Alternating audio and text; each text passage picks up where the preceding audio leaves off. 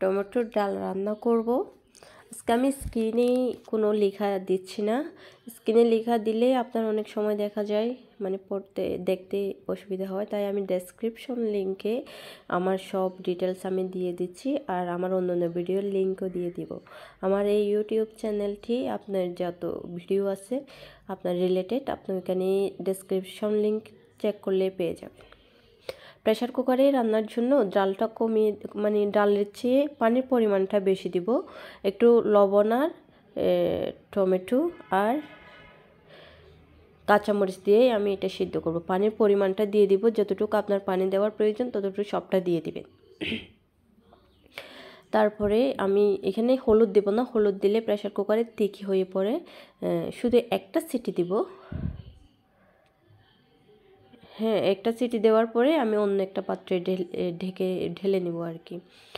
এখন আমি করে একটা সিটি দিয়ে দিয়েছি। তারপর আমি প্রেশার কুকার থেকে দেখবেন এখন কতটা হয়েছে, দেখতেই পাচ্ছেন। এই যে আমার ভিডিওগুলো যদি ভালো লাগে আপনাদের, please like comment and subscribe my channel. আমি একটু হলুদ দিয়ে এটাকে অন্য পাত্রে ঢেলে নিয়ে একটু হলুদ দিয়ে আবার 5 মিনিট ঢাকা দিয়ে রাখবো। আমি যে দিয়েছি কাঁচামরিচটা দিয়েছিলাম ওইটা আগে উঠিয়ে রেখেছি হলুদ দেওয়ার আগে, কারণ আমি এভাবে ঘেটে দেওয়ার আগে এটা যদি থাকে তাহলে এটা গলে যাবে। ঘেটে দিয়েছি 5 মিনিট পরে। এবার আমি কাঁচামরিচগুলোও দিয়ে দিয়েছি। অন্য পাত্রে আমি ভাগার দিয়ে দিব।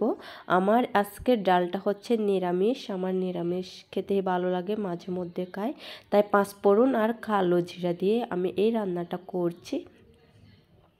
5 ফোড়ন দিয়েছি, 5 ফোড়ন দেওয়ার পরে গিয়ে আমি কালো জিরাটা দিয়েছি। আপনারা এই প্রসেসিংয়ে এই পর্যায়ে এসে পেঁয়াজ আর রসুন দিয়ে বাগার দিয়ে দিতে পারেন। এই পর্যায়ে একটা শুকনো লঙ্কা দিয়ে দিবেন, মানে অনেক ভালো ফ্লেভার আসবে আর কি। আপনাদেরটাও অনেক ভালো হবে। আপনারা নিরামিষ খেতে না চাইলে রসুন আর পেঁয়াজের বাগার দিয়ে করলে আরও বেশি হবে। দেখতেই পাচ্ছেন আমার এই ডালটা কতটাই মসৃণ হয়েছে।